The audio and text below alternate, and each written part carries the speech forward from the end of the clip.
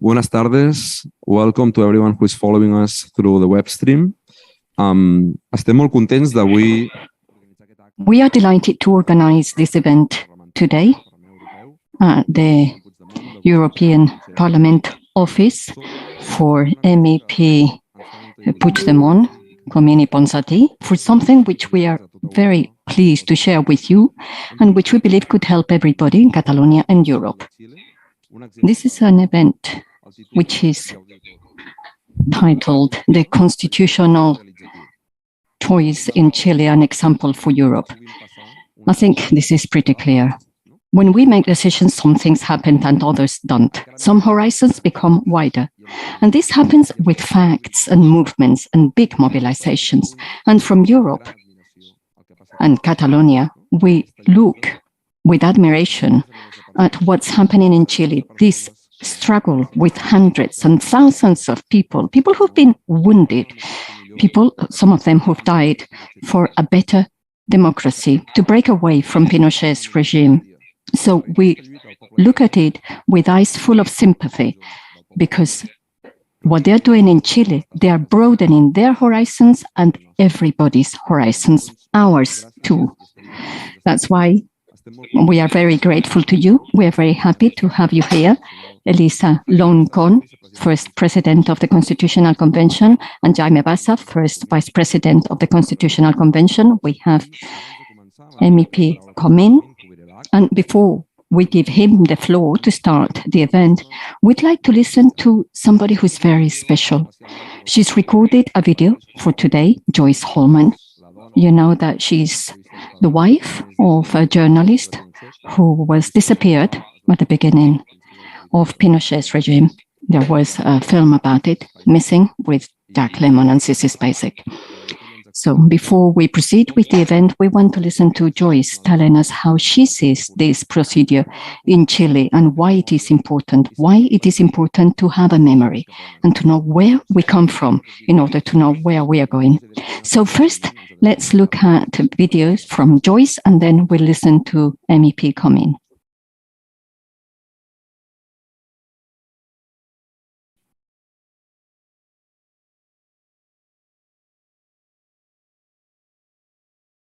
Hello, my name is Joyce Horman.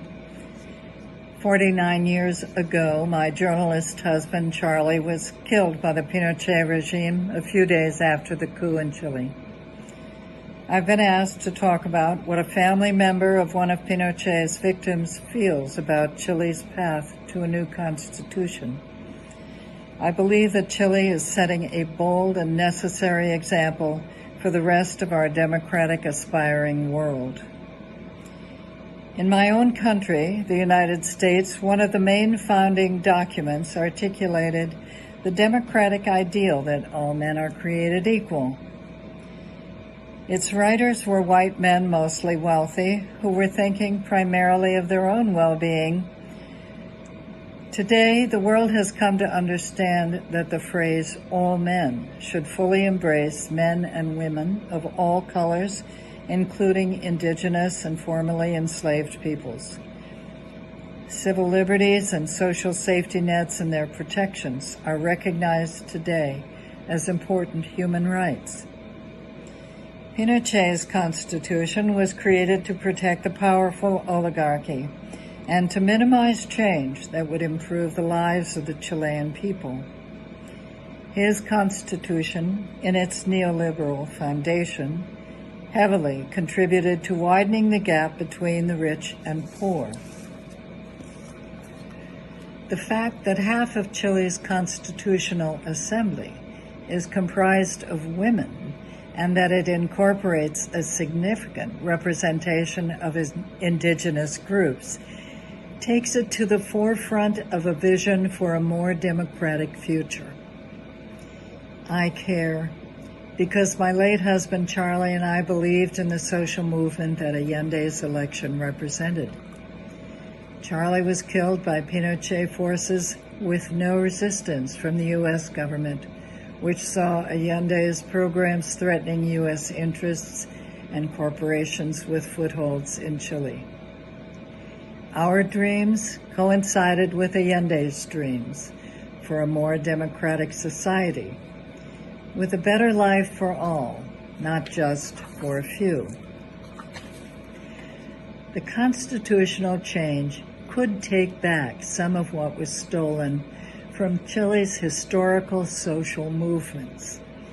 I hope the new constitution passes. To break Pinochet's hold on social progress seems a good step forward for Chile's citizenry. The world is watching Chile again, hoping for the advance of humanity to show itself in this action. Thank you.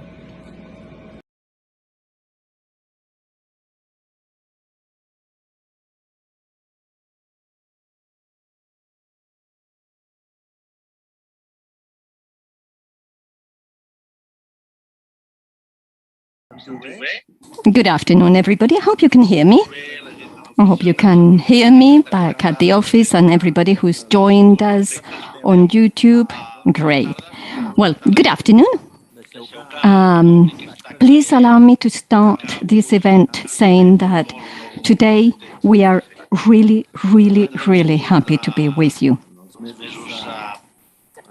In the previous months, we had some contacts with Elisa and Jaime. We've been following the constitutional process closely with considerable interest.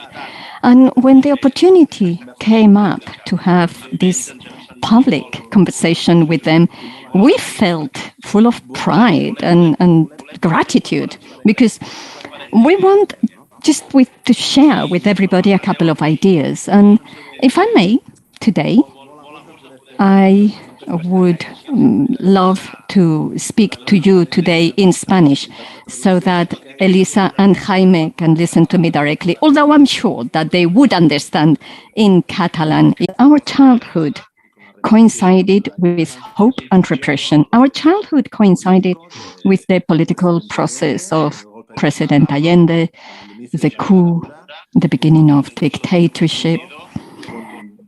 Many of us grew up with your Imaginarium, with, well, feeling kind of responsible for keeping the flame alive, the memory alive of the Chilean process. So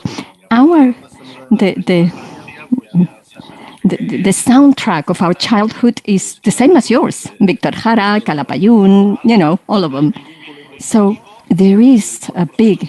So everything that happens in Chile, for us, we live it from this bond, from this perspective. So I needed to just mention this more personal note, which, again, I insist, I mean, for some of us, we lived it really at home. I mean, Catalan society played its small role trying to welcome the Chilean exile. And, you know, some of us, we lived it at home in our dining rooms. We were there with you. So beyond the personal reference, I'd like to share with you a political message. And my message is that it's enough looking at Latin America as a society that needs our ideas for their political development. Enough. That makes no sense. And the time has come to look at, from Europe and from Spain particularly. We need to look at Latin America as a society that we need to learn from for our political progress in Europe, because Latin America is teaching us many lessons in politics, and Chile particularly. So if we go to a very abstract level, we could say that when you go from a totalitarian regime, a fascist regime, to a democratic regime, there are two models of transition. Well, we're not going to go into it, but we can say that there is a transition model with impunity for the repressors, for the ones that perpetrated the crimes of dictatorship. And then there is a model without impunity, which experts call transition transitional justice. So there are transition models with and without justice. Spain is actually the one without justice, with impunity for the perpetrators of crime. And what's the drama is that for decades, Spain has presented itself to the world and to Latin America in particular as an example, a role model. The Spanish transition has been depicted to the world and to Latin America in particular as an example, a role model, when really the Spanish transition is the worst of the worst. The law of the act of amnesty, the kind of, full stop, it was appalling. So what's happening over the last few decades? Well, what we're seeing is that some countries in Latin America are daring going from the bad transition model to the good transition model. Because the bad transition model, like Spain, they're unended. They are unfinished. They still remain to be finished because we haven't got the finalized elements of the constitutional framework, the cleansing of the state apparatus next. So they're kind of half-hearted transitions. What have we seen? There are different cases. Well, Argentina is different, but there is a will in Latin America to finish the unfinished transitions.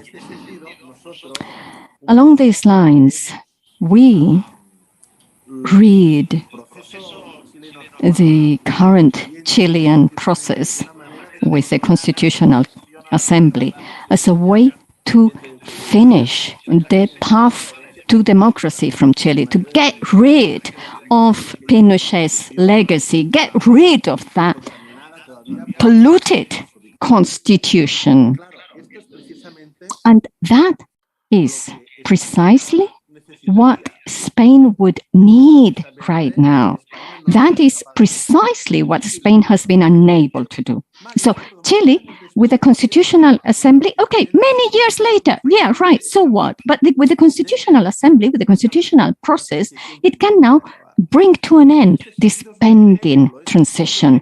It's an example. Chile is teaching us a few lessons because we should, although it will not happen because there are no the required conditions for it in Spain, but we should take a leaf from Chile's book and activate a political process that would allow us to finish this pending transition. This transition, which is partly as happened with the current Chilean constitution, it's still conditioned because of the power balance that happened during the dictatorship. In the case of Franco, it was full of Franco's powers, or in the case of Chile, the shadow is there. It's still conditioned by Pinochet's dictatorship. So that's the first lesson. Chile is teaching us a lesson. Chile is finishing a transition which Spain is unable to do for the time being. Chile is moving forward towards democracy, leaving behind its Pinochet's past, which is something Spain has not been able to do with its Francoist past. So very briefly, this first lesson, I think, entails two more lessons for which Europe, and not just Spain, should pay heed. First, what was the process like? Well, you'll tell us, but this wasn't the decision of the political class. No way. This started with mobilizations in the street with an economic and a social crisis. This comes from the street, and the street has pushed a political process, a constitutional process, as a result of a social mobilization. In Spain, we had 15M, which raised many hopes. 15M, did it lead to a constitutional process in Spain? It did not. So, second lesson, how can we do it? I mean, Chile has done it. A social movement, a street movement has led to a constitutional reform process, a whole institutional process. In Spain, we are far from it. In Europe, in fact, we are far from it. There is a clear disconnect between the social mobilizations dynamics and what happens in the political world. So the second lesson is a lesson for the whole of Europe, because this problem affects the whole of Europe. The first problem, which I mentioned, is more of a specifically Spanish problem, but the second problem is wholly European. How can we do to make sure that the electoral process is not going to kind of shield the political spheres from the streets, which is what happens in Europe, and you have managed to avoid. And very briefly, just to finish, the third lesson. You will tell us all about it, I'm sure, if you want to, but I think there was a clear role played by indigenous peoples. So we've seen democratization. In the case of Chile, this means not just breaking away from Pinochet's shadows, but you're also trying to break away from colonial shadows. So trying to accept what in Spain we would call plurinationalism. Although, I mean, the socio-cultural context is different, but the idea is that there is a diversity of peoples, a diversity of nations, and a diversity of identities, a diversity of traditions, and that the political framework needs to accept this, and that the political leaders need to be all of these peoples without any exclusions. In Europe, we also need to learn that from you, because we are far from this radicality in a positive, democratic way. We need to see how we can incorporate this whole diversity of identities and peoples and nations in a process of national or constitutional or institutional change. So, no lessons from Spain to Chile or Europe to Chile. No, there are many lessons from Chile to us, not because they want to teach us, but because we have a lot to learn from them. We, from our freedom, we need to accept that there are many lessons we need to learn from them. So I want to thank Chilean society as a whole, and you who have led it, this constitutional process, because what you have done isn't just, I don't know what word to say, isn't just a peaceful revolution for Chile's political history, but it is also a very positive, very useful example for all those of us who want Europe to move forwards towards a better democracy, a more real democracy. So I'm really thrilled to welcome you at this webinar, and I'm very grateful to have this example from Chile for the whole of Europe. Thank you.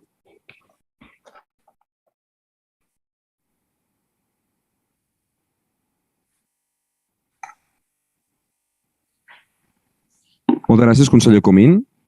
Ara entrarà en... Thank you very much, MEP Comín. We will now give the floor to Jaime Bassa, Vice President of the Constitutional Convention of Chile. He is a lawyer, and he was elected first as a member of the convention, and then as Vice President of the convention. He has been very closely involved in this process that has done away with the Pinochet past, and it's now developing. Chile is now developing a process that is based on the rights of its people. The floor is yours, Jaime. Muy bien, muchas gracias. Thank you very much, and good morning or good evening. Thank you very much for inviting us here today and for your interest in following this political process, this social process in a very far away country. And we are very happy, I have to say, that This is something we've been trying to do in Chile and that we're now doing, and we are very happy that this is opening up dialogues and conversations with other countries. As Tony was just saying, we don't have as a goal to become a role model or example, but we do see that there is some innovation here in this country, in this political process. And this makes us feel full of hope, because this means that there is hope in being able to develop democracy. And I have a special bond, a special link to Barcelona. In fact, my sister lives in Barcelona. Well, she's been living in Barcelona for over 14 years. And we are also a family that comes from those who were exiled from Spain due to the civil war. And therefore, as I have family there, and because of my origins, it's an honor for me to be here speaking to you today. And what has happened in Chile? Why are we now in the midst of this constitutional process? Because it's the first time in 200 years that the population of Chile can draft a new constitution without a coup and without a civil war, because the constitution of Pinochet is not an exception in our constitutional history, because the two main constitutions that were approved in 1925 and 1933 were the result of a civil war and a coup. And the civil war that ended with the Constitution of 1828 inaugurated the authoritarian Republic of Chile, and it established the characteristics of the Chile Constitution, which was authoritarian and did not trust democracy and the participation of the citizens, and that did not know anything about political agents that are part of Chile. So it was an oligarchy perspective with regard to the social order and the legal order. And this means that in 200 years, many political players were excluded, such as the women or indigenous peoples and young people and the elderly, and of course, migrants. Therefore, there has been some consistency, some continuity in the political project of the dictatorship, with those first steps that the Chilean constitutional order established in 1828 and that lasted for 100 years. And one of the main ideas of the dictatorship were those set by Diego Portales, who was minister of the first government of 1833. And the idea was to set a strong government and an authoritarian government, because the population, the citizens, weren't ready for democracy.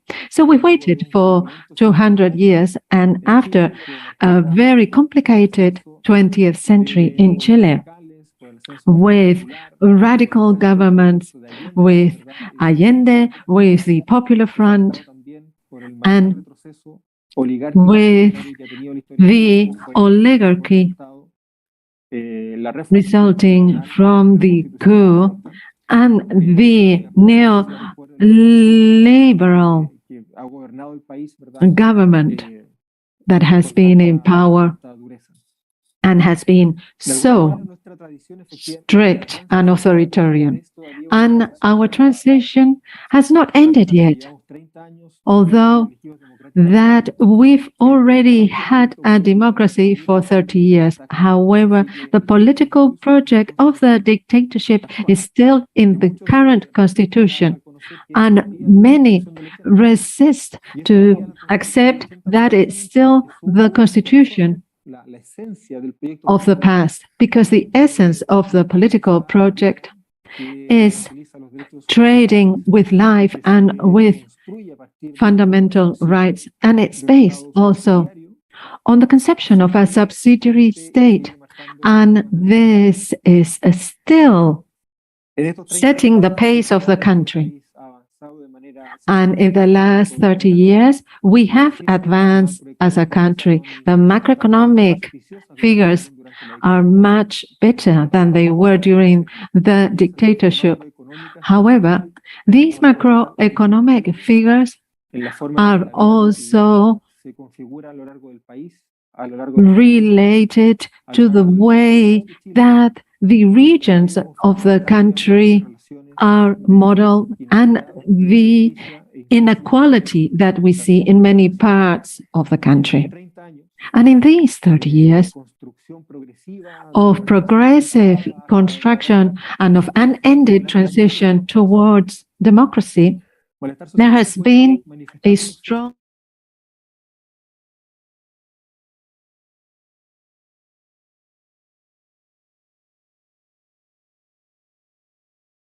wasn't just on the 18th of October 2019. We have seen in the 90s student demonstrations, and in 2006 we also had student demonstrations, secondary education, and in 2011 with demonstrations of university students, and we also had demonstrations from civil servants and also from the workers in general and environmental entities. For instance, in 2010 and in 2011, we were able to see how precarious our system is due to the conflict that we have with the Mapuche indigenous people, because they are not recognized in the Constitution to be able to start a dialogue on equal terms.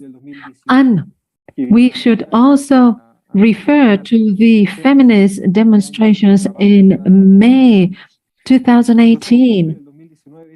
And on October the 12th of 2019, we see that we reach this peak of unrest, and this is much related to the accumulation of power that we have seen in the last decades and even centuries in Chile.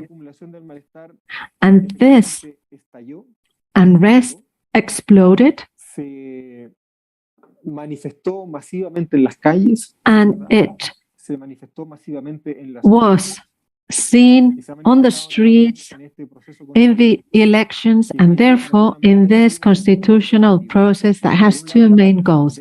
Firstly, to address this unrest that has been accumulating in the society of our country and that have led to the current situation. And with this constitutional process, we have tried to find solutions because the institutions have led us to the current situation. And there's also a political goal that is absolutely essential and that summarizes the different struggles and social processes that have led to this constitutional assembly. We want to put an end to this unrest, to this social unrest due to the social injustice, and we want to do away with the accumulation of power and wealth. And in the new constitution,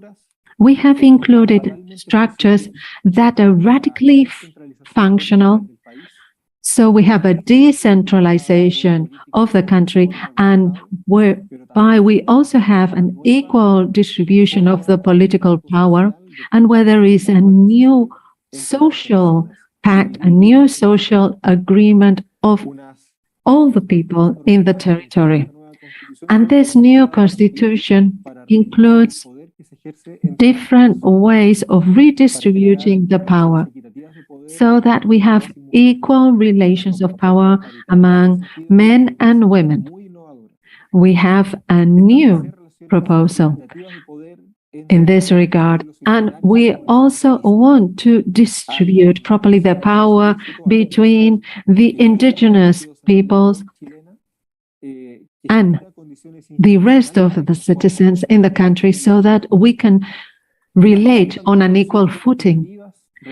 Additionally, we want to have equal power relations intergenerationally so that we recognize the rights of children so that they can become full citizens. And we also want to acknowledge the rights of the elderly who unfortunately lose the autonomy that they have during the first stages of their life. Therefore, our goal is to redistribute the political power throughout the territory and also to redistribute it among the peoples, among the genders, and among the generations, so that the institutions that we are proposing meet these goals. And there are some changes in the political system, and there is an important change in the territorial structure of the state based on autonomous communities, looking in this regard at Italy and Spain. And we also propose a system of justice that is more sensitive to the protection of the fundamental rights, protecting better these rights through a constitutional defense and protection that is not political, unlike the previous constitution.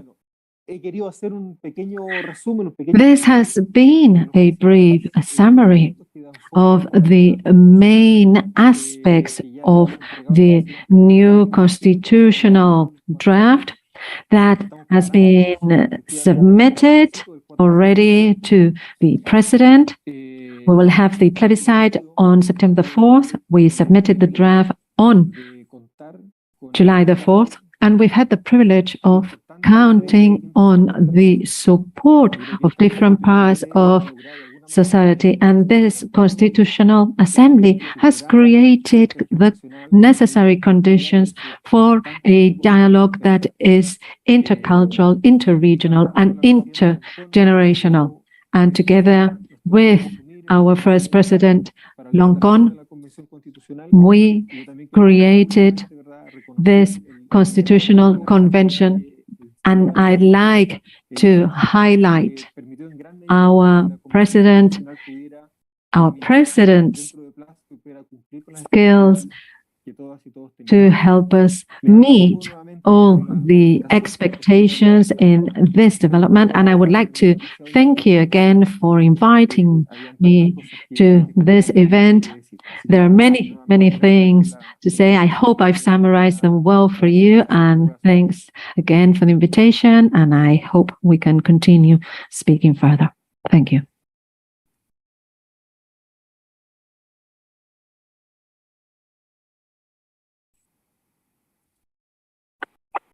Muchas gracias, Jaime. La verdad es que el testimonio. Thank you very much, Jaime.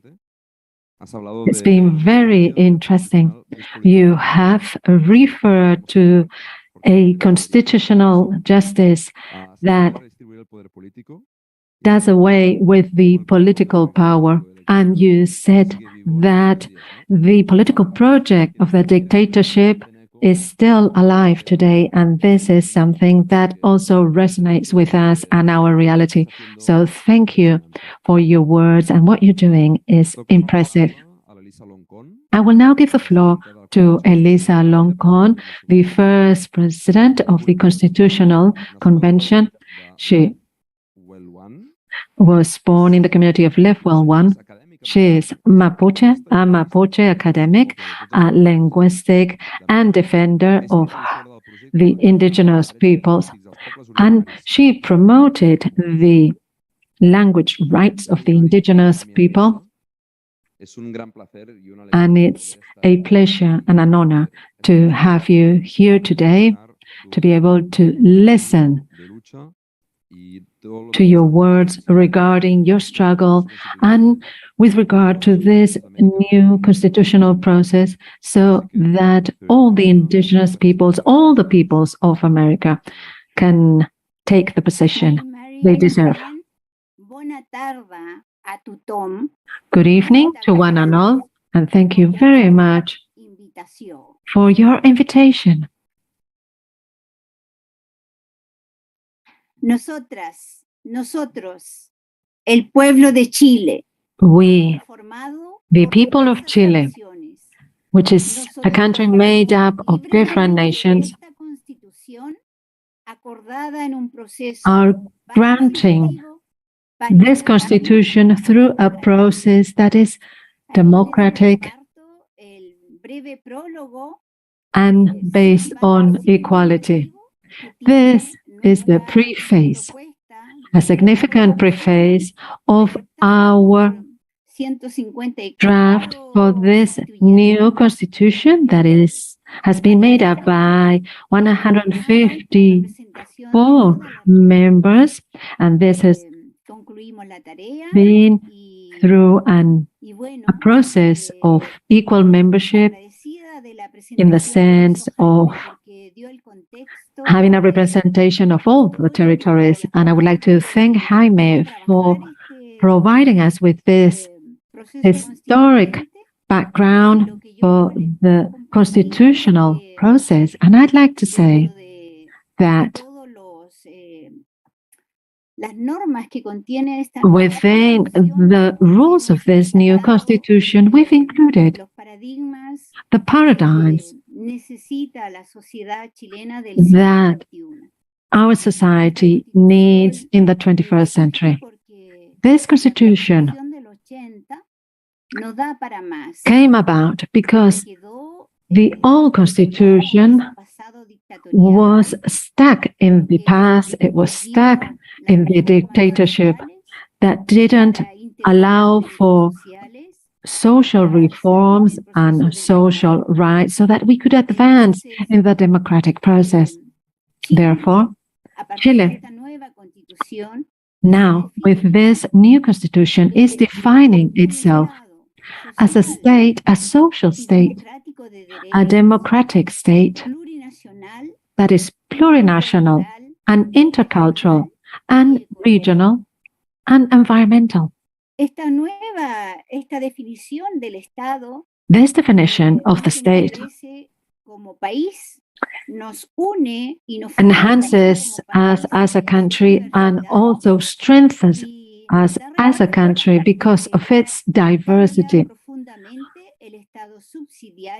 And it changes the subsidiary state that existed with the old constitution, and it is addressing the neoliberal model that allowed a minority of the population to accumulate wealth. And most of the citizens are in a situation of debt. And Chile is a country that produces minerals, everything that has to do with forestry and also sea products.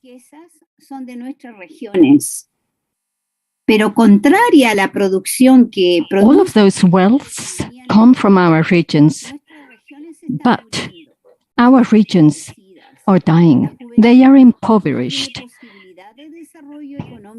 Our youth has no possibility to grow economically.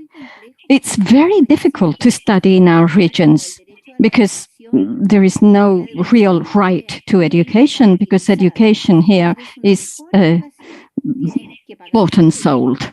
If you want a better education, you have to pay for it. You want better health, you have to pay for it. So you have to pay for your right to. So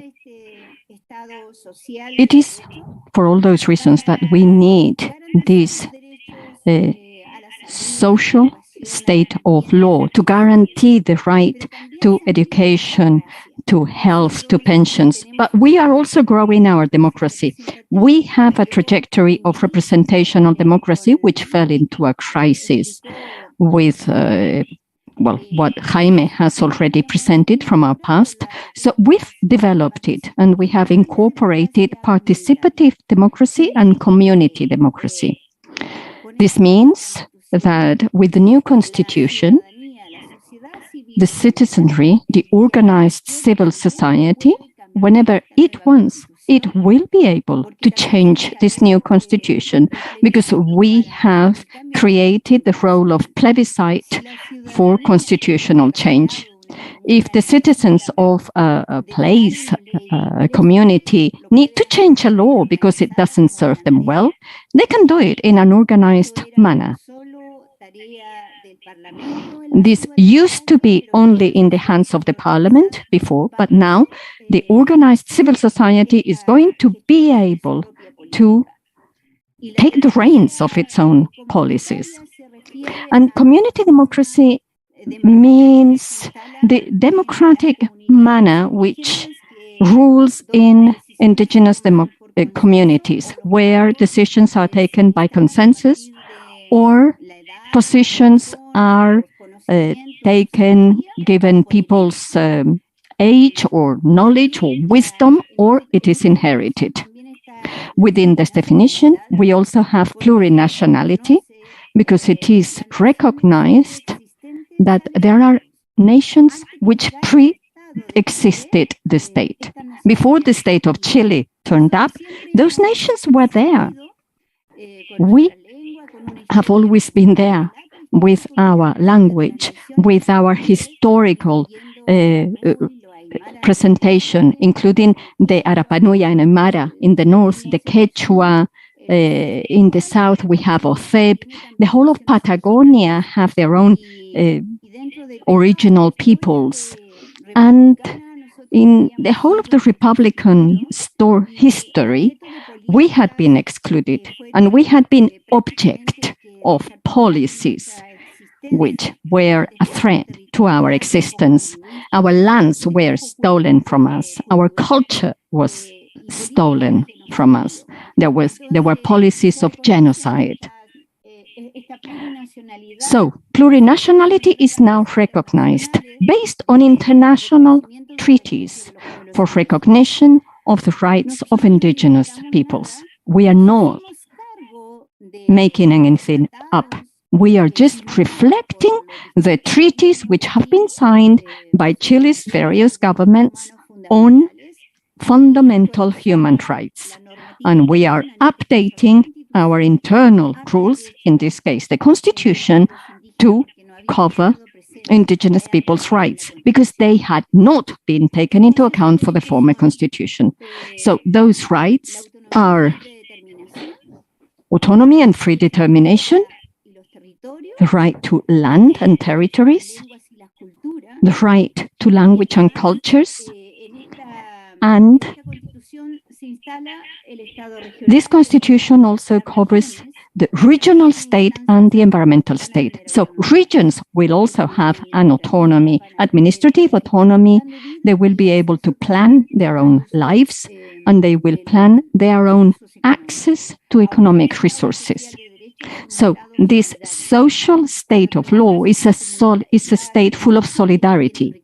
When we have wealthier regions with, for example, mining resources, the state will redistribute its wealth so that it can be shared amongst all regions and nations.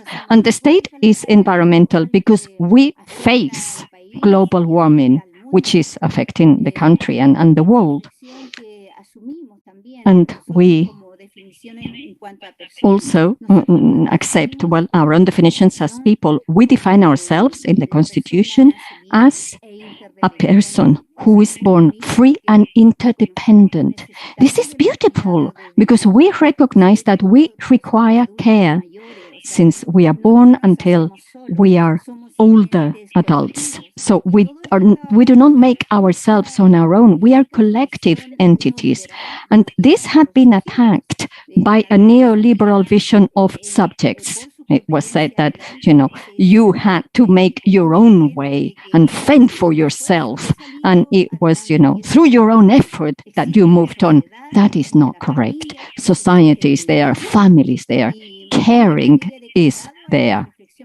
On caring, there is a very interesting reflection on figures, because almost 12% of our GDP comes from mining in Chile, copper, lithium, and that's how we obtain this 12% of our GDP, which serves our country, but 25% of our GDP comes from our carers, our women who stay at home looking after the children while the husband goes to work, or the women stay at home looking after the older, the infirm. And then those women carers have no access. They have their rights are not recognized, and they end up their days impoverished. So we now cover the vision that we in Chile, the people, are interdependent in society and nature.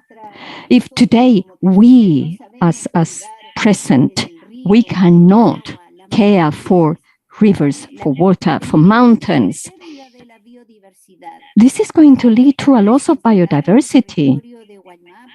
The forest communities are suffering in Guayamapacu. They are using up all the water that the population needs to stay alive, so much so that communities are now receiving water, bad quality water, in tanks which have to go there, when those communities used to have their own subsistence economy based on a very diversified agriculture, because the indigenous communities have always been unpaid, and the way that families survived historically has always been through this subsistence economy. This economy today doesn't work because there is no water. People depend on those companies that are using up all the water from the forests. So those companies are not creating jobs. They are stealing the water and they are destroying biodiversity. How can we live without biodiversity? That's why we declare the state of Chile as an environmental state. And, all these ideas in the new constitution try to strengthen the diversity that we represent in Chile. The regions have productive diversity, territorial diversity, cultural diversity. Chile regions are rich. And in this, we provide special recognition for the sea. We used to be defined as a long and narrow country. Chile is now accepted as a country which is long and narrow, but also deep, because we have the mountains on the one side and the sea on the other. The sea is completely taken over by fisheries, and there is lots of pollution. The quality of life in Chile has decreased. And instead of us on the coastal areas benefiting from the production from the seas, we no longer have access to the sea's wealth. So this proposal of a new constitution is a shared narrative for all Chile's population. And in this shared narrative, we strengthen our unity in diversity. We will never again exclude women. We will never again exclude the original peoples. We will never exclude the regions.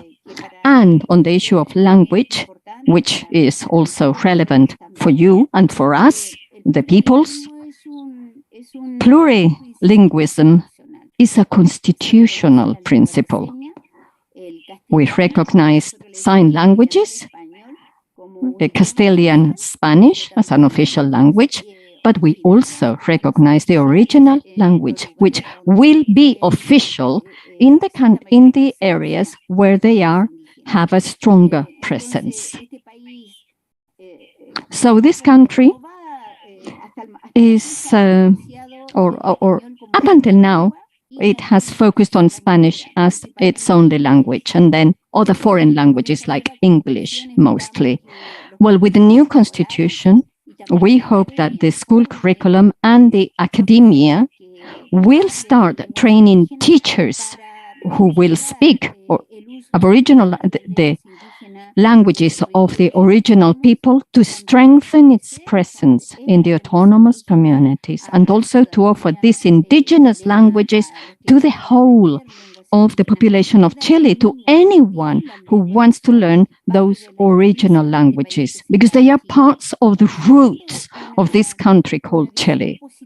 Accepting a positive vision of those of us who are at the roots of this country. You know that the original peoples, particularly the Mapuche people, fought the Spanish Empire for 3 centuries for its territorial sovereignty. And finally, when Chile was born as a state, that state went against us.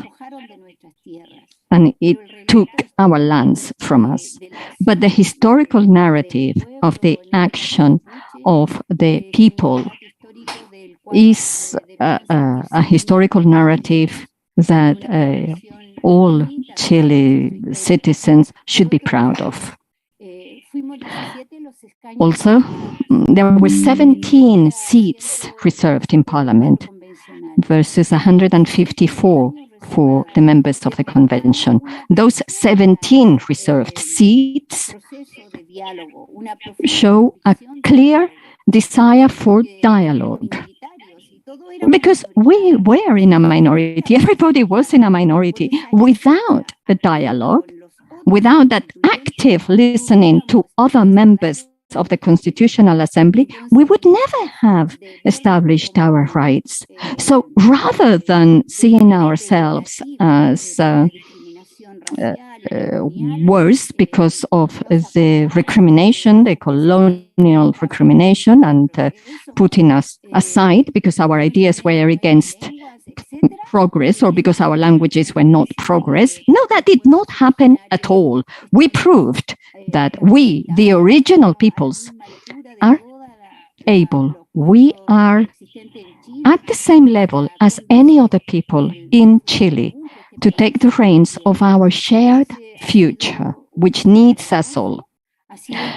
It's been a beautiful process, not exempt from difficulties, and it allowed us, it gave us the possibility of overcoming a problem we had in Chile. And I know that with this constitution, we are not going to overcome the economic crisis we are living, but we are giving the country a shared narrative that will allow us to project our future with the diversity we all make up. Well, also perhaps on language, I'd forgotten that, we're also covering sign language and interculturality for relations of respect amongst peoples as a principle. So if this constitution passes, it will help change the national school syllabus and how it used to perceive the people and the regions. And we will now be able to see our worth and see how we complement one another in our knowledge, scientific knowledge, traditional knowledge. We live a time where dialogue based on knowledge is crucial to face up to our challenges. And, this is what I wanted to share with you. As for dates, the 4th of September, the Constitution will be put to the vote, approve or reject. The narrative has been manipulated. The ones who reject changes say that you can reject to reform. That is a fallacy, because if you reject this Constitution, we go back to the Constitution from 1980, which cannot be reformed. It was attempted by governments, by Lago, trying to create new reforms for a better medical system. It failed. So various democratic governments tried to reform it and failed. So it's not true that you can reject to reform. So that on the one hand. And then, having approved the new Constitution, if it passes, it would be implemented on the 14th, 10 days later. So I hope that all of us together, we will welcome the new spring here down in the Southern Hemisphere with wonderful flowers and this new Constitution. We hope we will keep working for changes for all peoples, for women, for children, for the youth, above all. Our process was full of young people and young spirits, even amongst those of us who are not so young in age anymore. Thank you. Muchas gracias.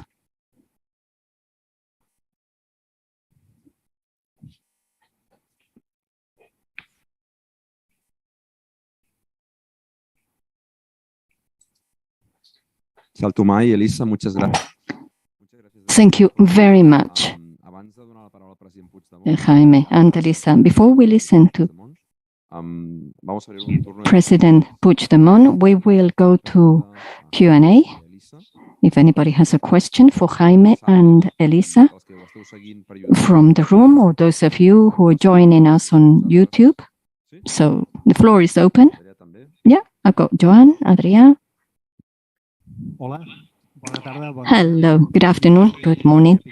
My name is Joan Maria Piqué. I'm General Manager of the Department for Foreign Action in the Government of Catalonia. I bring you greetings from Minister Alsina. We received Elisa Loncón at our department. It was a very pleasant occasion. We learned a lot, and we're looking forward to going to Chile soon to see you and see Jaime Bassa and see all our Catalan brothers in Chile who love us, and we love them back. Thank you for your presentation. I found them very interesting. I wanted to mention something that Elisa said. She says that the Chilean Constitution accepts the presence of different nations in the country. This should be a norm. In the UK, just to mention another example in a different geography, the same thing happens. They talk about our United Kingdom of 4 nations, and it's quite okay. No feathers are ruffled. Diversity is positive. It strengthens. Everybody should understand that.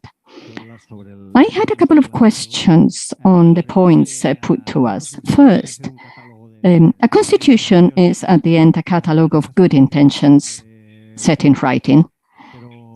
It opens doors, but I was wondering how you are going to make sure that this constitution is accepted by everybody, by the whole arc. It has to be consensuated, and the center and the right should accept it too, if this is to work. Because this needs to be a meeting point, not a polarizing element. So what are your thoughts? How is this going to become a unifying factor, the diversity element? And also finally for Jaime and Elisa as well, on the popular mobilization. The convention is the result of tremendous street mobilizations, popular mobilizations. In Chile, it was a true peaceful revolution. If there was any violence, it was not from the demonstrators. We are quite accustomed to that here in Catalonia, but you, unlike us here in Catalonia, you did not end up with 50% of your leaders in jail and 50% in exile, as has happened to us. We have our Minister for Health and MEP Tony Comín in Brussels. A big hug to him. So, from a constitutional point of view, what role should street mobilization play, even when things get heated? Thank you. We have two more questions here. Sí. Buenas tardes, Tony, Jaime, Mari, Lamin, Elisa. Un placer. Good evening. Good evening to one and all from Barcelona. As Jaime mentioned, this process doesn't want to become an example. That's what Jaime said, but I think it is after having listened to everything you're saying. And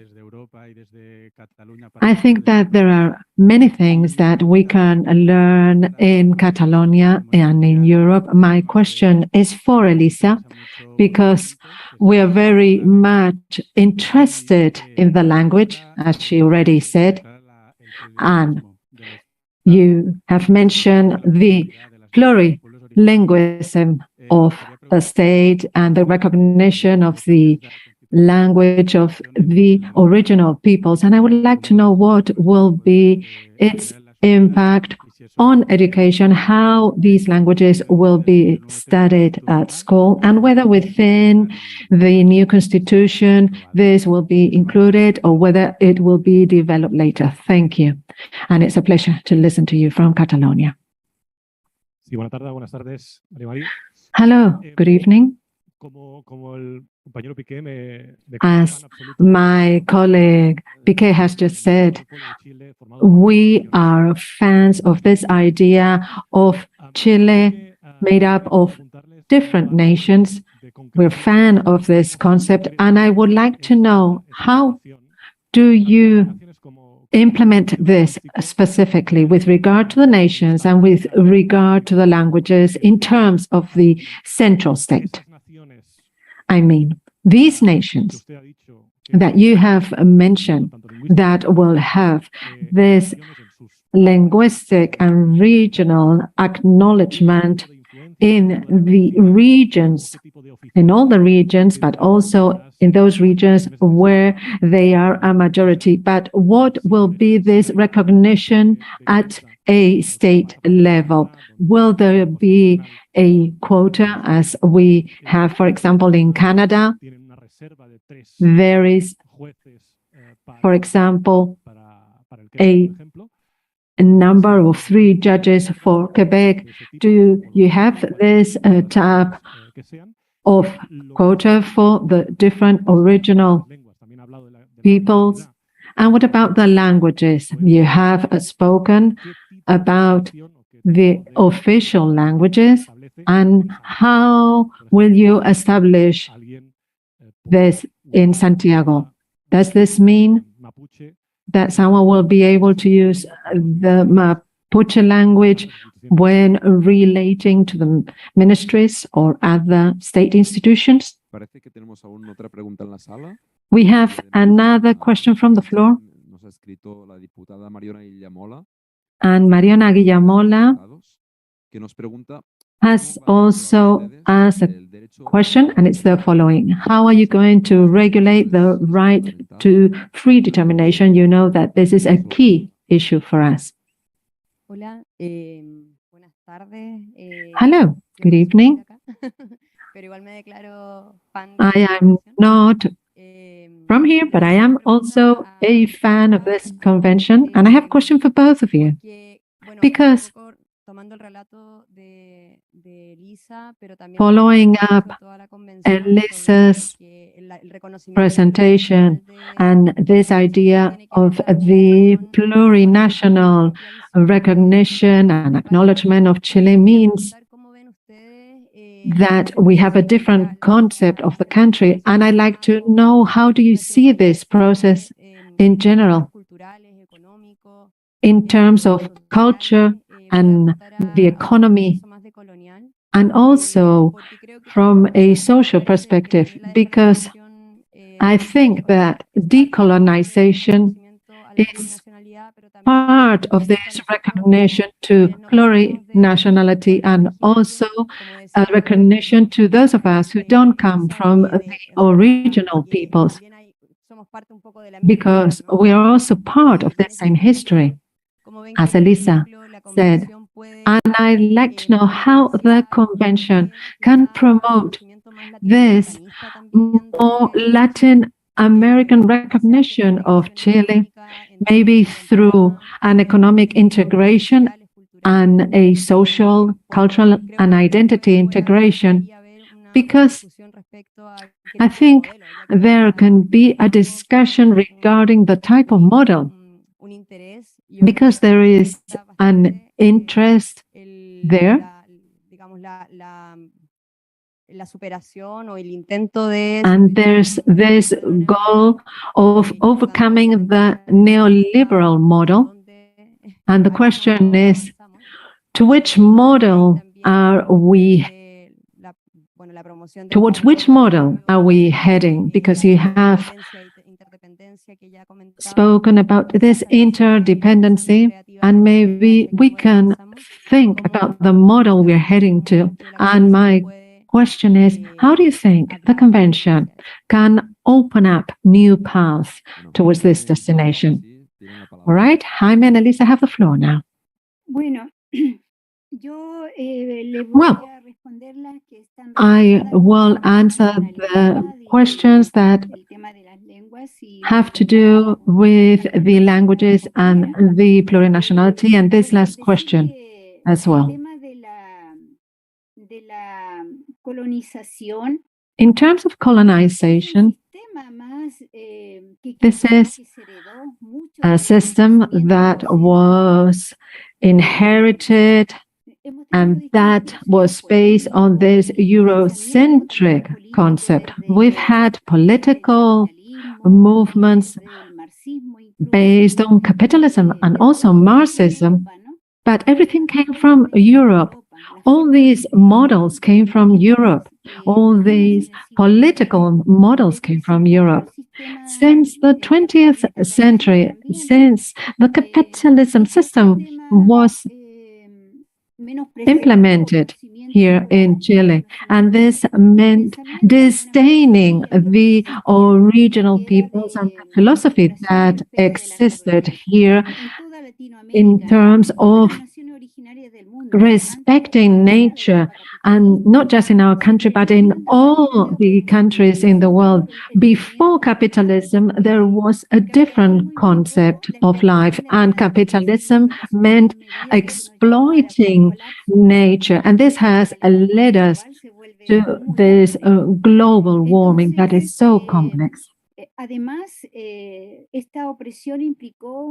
Additionally, this oppression of nature led to the oppression of all the native populations that were considered a barrier to development. And this was implemented here and everywhere else through slavery. And within this context, these ideas continued in the minds of the indigenous peoples.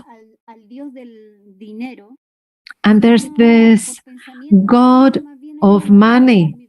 However, indigenous peoples focus on nature and collective life. This has been our way of thinking and our way of resisting. And apart from colonialism, we have patriarchy that has harmed the coexistence in the country, because it was always those in power who decided all the policies applied. And how can we forget about colonialism? How can we decolonize our country? Well, it will depend on how women and youth become agents for the new politics. And therefore, we're going to have a paritarian government where we'll see the feminine figure and the feminine thoughts that will be able to reduce these gaps that we had before. And this will help us with the decolonization, because we will have the participation of the territories, of the peoples, of the youth. And this democratic political process will allow us to advance in this direction. We need to work on the legal changes that are required in education and in culture.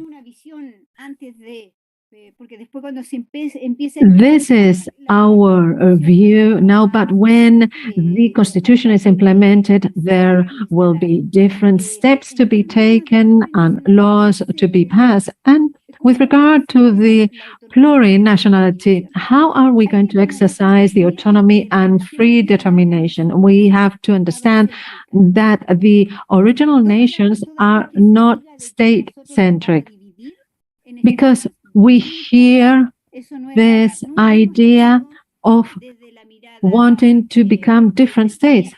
But this is not our philosophical or political thought. We're not thinking about creating a state. States are vertical organizations that go top down, but we have horizontal organizations. And our strategy in our war against Spain was based on this horizontal organization, because there was always someone behind that horizontal line. And we have one part of the concept of free determination that is based on reserved seats in the parliament and in the regional chamber. And it will be based also on parity. This means that it is going to be cross-sectional in its vision. And we have suffered patriarchy because it's now with this new constitution that we have women included in politics, whereas before it was just the voice of men that were heard. And now we have indigenous men who reject this, but that is due to patriarchy. However, with this new constitution, we will have this parity between men and women, and this free determination is based on the fact that we will be representing ourselves. And there is also space for territorial autonomy that will be defined and set through different rules. And the language policy is based on plurilingualism. This is a constitutional principle for the whole of Chile, and it includes sign language and the language pre-existent to Castilian Spanish. So there is this recognition of the indigenous languages as part of our heritage. And indigenous peoples have the right to use their language in the private and public spheres. And for this, we will need specific guidelines that don't exist today. Therefore, we will first need to recognize the rights, the political rights of those who speak other languages. who need to normalize their language, standardize their language, because we don't use it in a standardized way in the public sphere as you do. We have no public television in these indigenous languages. These indigenous languages are not taught in the schools, or maybe it's just 3 hours a week. So education is always in Castilian Spanish. And this will need to be modified. Therefore, we need a plural linguistic policy. And next year, in 2023, we will celebrate the 10th anniversary of indigenous languages, of their recognition. And this government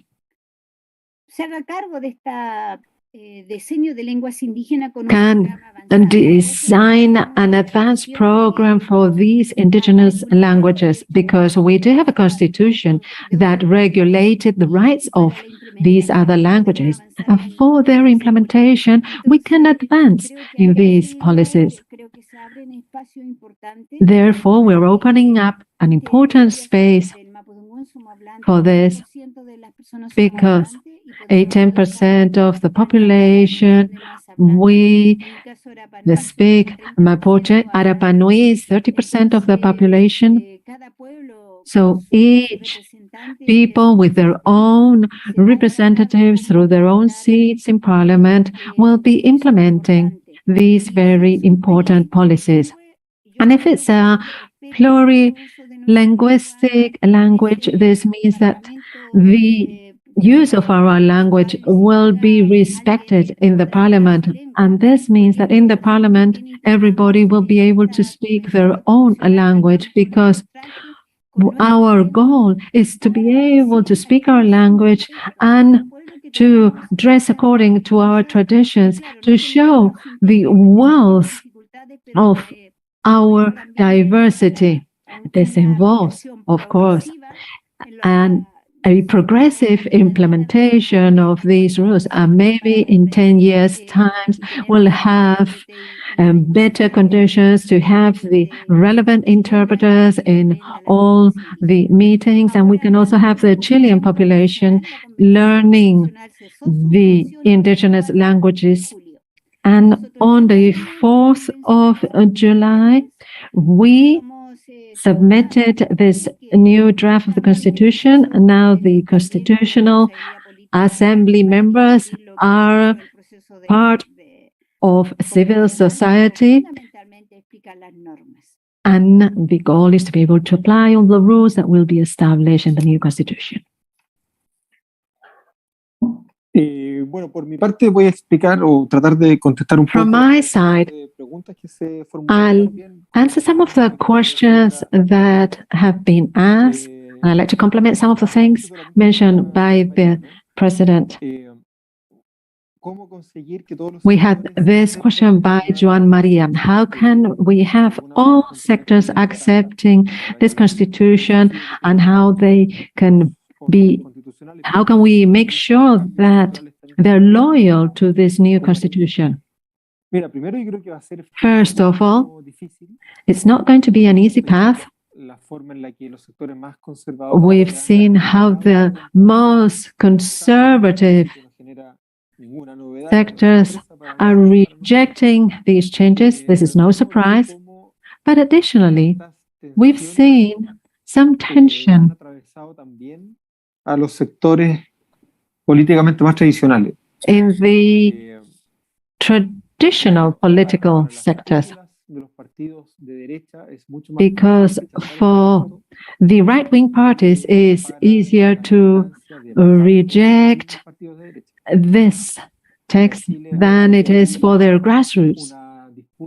In Chile, there is this struggle between the neoliberal right and the more liberal right, more social right parties. And until now, we've seen how the neoliberal right parties have followed Pinochet's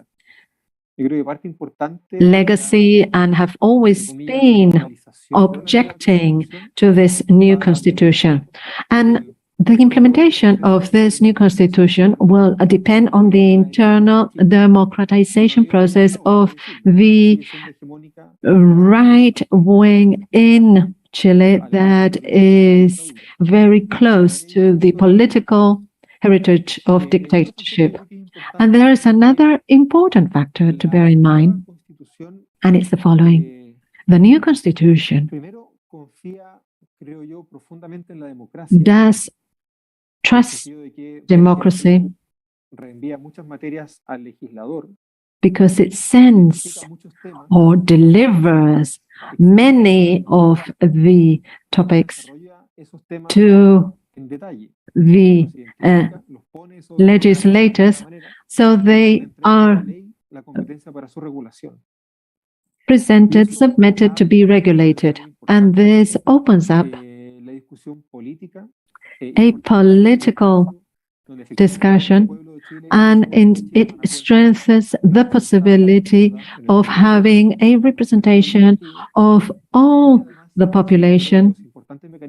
And we also have to take into account the important participative mechanisms included in this new constitution. We should also think that the phenomenon of power is not seen just from the top, but also from the bottom with this new constitution. And when you see the political power from the bottom, then you include the rights of freedom and autonomy that we mentioned in the first part of our presentations. And it also shows new ways of social and political organization with an economy that is a local economy based on craftsmanship, and it also includes different sectors of the economy, such as the work of the carers. So it's much more addressed to the population than the oligarchy. Therefore, I have the impression that both processes will have different paces, and therefore the population will find it easier to accept this constitution as their own constitution because of everything that it is regulating. I think this takes us directly to the second question on the impact of popular mobilizations. One of the main characteristics of Chile's social movement around 2019-2020, from the social revolt, the social explosion, until the constitutional election, was that there were no individual leaders that you could identify and say, this is it, this is the man or the woman at the head of the process. No, it was a very spontaneous process that was pushed from the bottom, from the grassroots.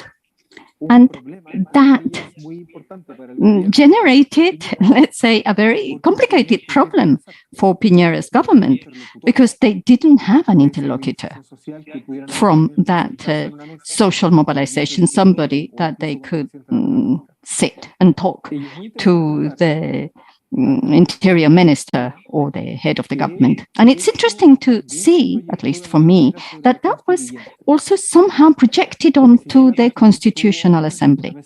Because although the Constitutional Assembly had a steering committee with Elisa and myself to start with, and we were then replaced as had been planned, it was a constitutional assembly with many different minorities. It was very scattered, atomized, with many groups, many benches, many parliamentary groups, and without any clear leadership. You couldn't say, well, the justice chapter comes from Juan Pérez or Maria whatever, or the political system comes from Juan Pérez or Maria Bossan. No, the constitutional process as a whole somehow reacted to the kind of grassroots movement that gave birth to it. For better or for worse, for better or for worse. But the truth is that there was a kind of transformative power that became toppling in 2019. There were no individual leaders. And then that very transformative power transformed into a constitutional power without clear individual leadership.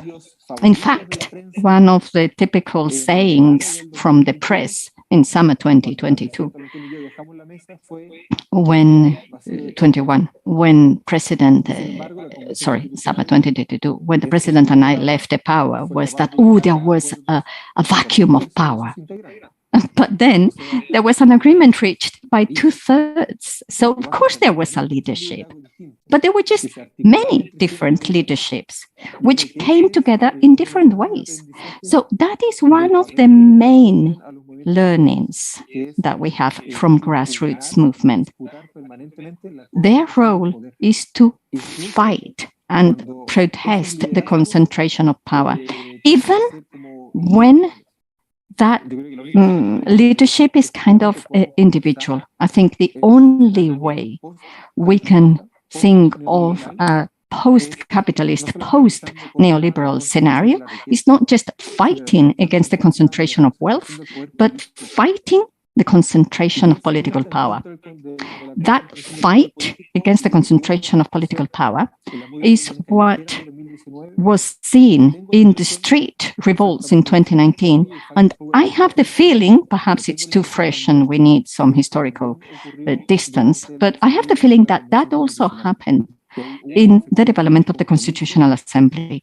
There was a commitment. I mean, it's not for me to say because we're too close, but there was a commitment from its authorities to distribute the power, to deconcentrate the power, and finally, ultimately, to get rid of the power.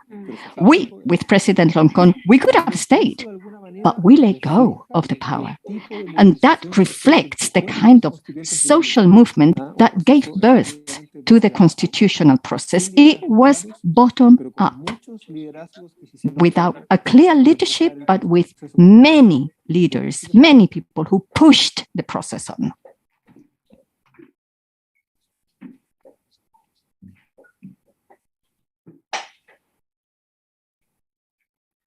Jaime, Elisa, muchísimas gracias por todo lo que Jaime and Elisa, thank you very much for your words, for your institutional look, for your look on those peoples pre-existing the state. It's been most interesting. We have another question, but we won't have time for it. Ocio Bisco is Professor of Human Rights in Geneva. She's following our presentation, and I'm sure she would have many subjects to discuss with you on schooling, on the rights of indigenous peoples being compatible with the state, and many other points. But unfortunately, we have with us President Puigdemont, who's been stopped by the roadside for 45 minutes, and he's here with us to bring the meeting to an end. Thank you. Well, good morning in Chile. Good afternoon, good evening in Catalonia. First of all, I want to apologize. First, I have to apologize for joining you from the car. Traveling between Strasbourg and Catalonia North, where tomorrow I have to be for an event, and I have tried to find a quiet spot by the roadside, so apologies for that. I have been following the event from the very beginning. I haven't missed a minute. And my second apology is for the interpreters who are going to have to work in difficult conditions, as we're seeing in the pandemic with Zoom, where we're all getting used to using these technologies, and we're not paying attention to the fact that there are professionals there working in very poor conditions, making an added effort to what already is a very difficult job. So I apologize to the speakers if my sound quality is not brilliant. So first of all, I would like to obviously thank Jaime and Elisa for everything they've shared with us, they've taught us. Thank you for sharing with us a very inspirational process. A few days ago, a Spanish politician from a so-called liberal party, which is radically nationalistic, said, even with pride, he said that Spain had gone from, had managed to write the constitution respecting the laws of the previous regime. You know, the famous story of the law of laws. He didn't realize that that is precisely the problem. They respected Franco's laws. That can never lead to a full democracy. What you have shown us today with your experience in the constitutional process, what you're trying to do is you're trying to avoid that. You're trying to make sure that in a few years' time, there will be no Chilean politician being proud of having respected Pinochet's past. The Spanish tradition has been a huge failure in this sense.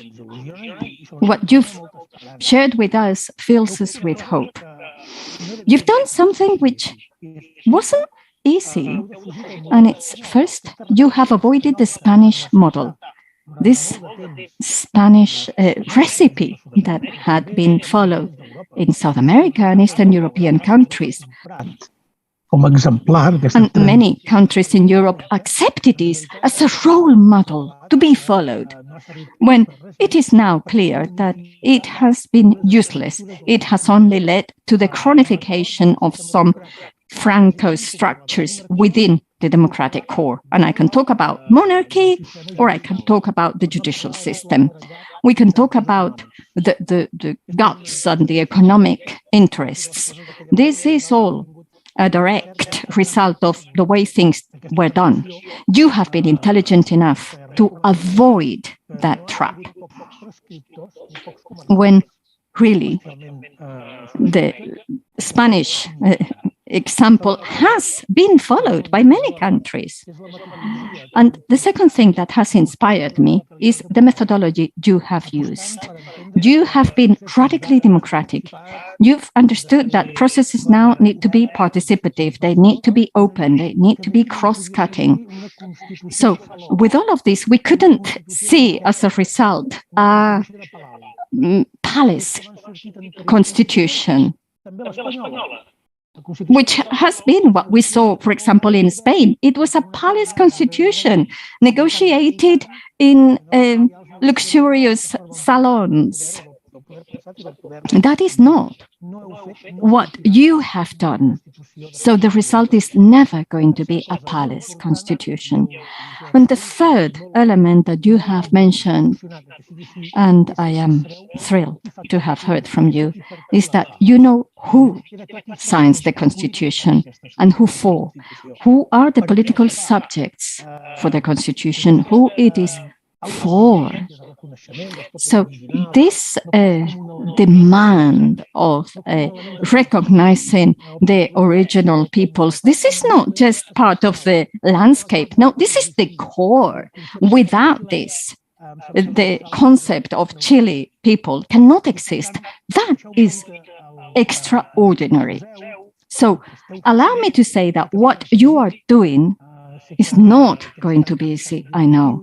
I know that such disruptive changes could lead to some reactions, of course, but it's most inspiring, because we will need to see other constitutional process in Europe in the future.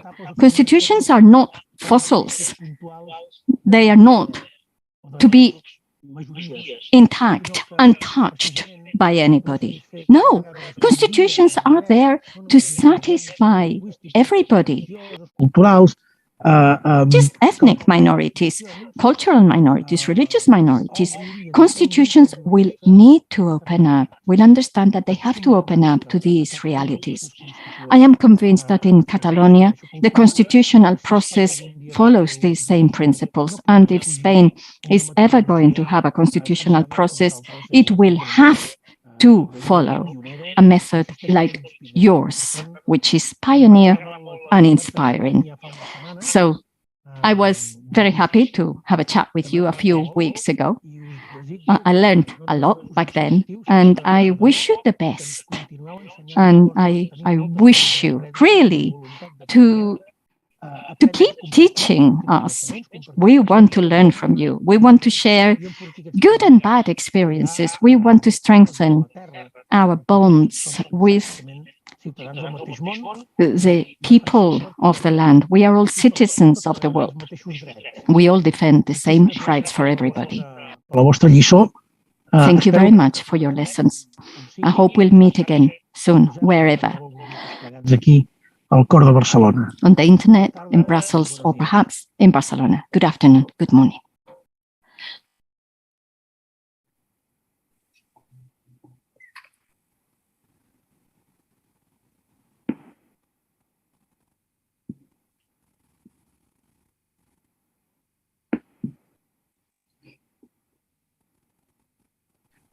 Moltíssimes gràcies, president. Gràcies per ser-hi i per la paciència i gràcies per haver organitzat aquest acte.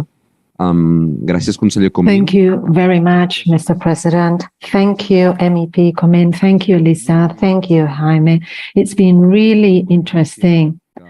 And we can announce that this event has been followed on streaming in Spanish, Catalan, and in English, and we hope that this event will help Chile to continue with this process towards this new reality, according to what Elisa and Jaime have explained. Thank you very much.